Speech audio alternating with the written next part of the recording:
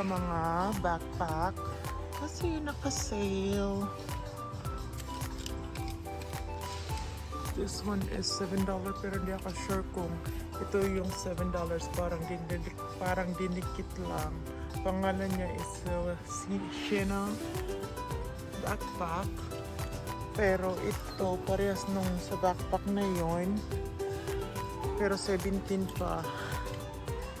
Ito ay Reebok siya guys. Pero pag print mo siya, tingnan natin yung price. $11 na lang siya sa 36.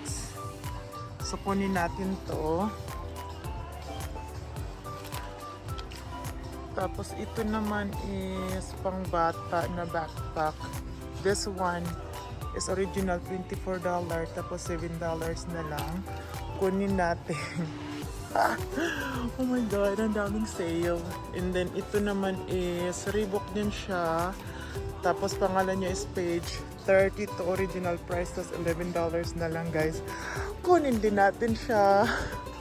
Ang sarap mag-shopping pag ganitong mga mura.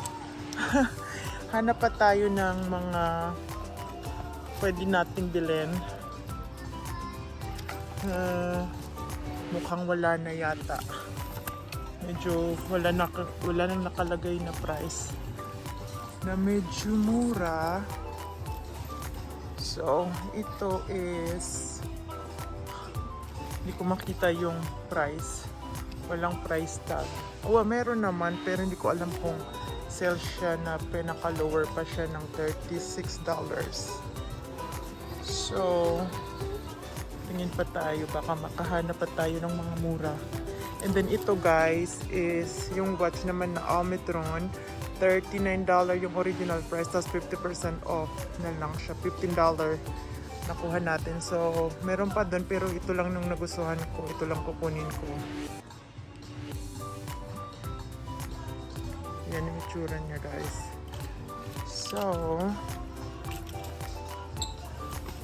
this one, itong pink naman is $17. Hanap pa tayo, baka mayroon pa tayong makitang mura. Oops! Ay, sorry guys.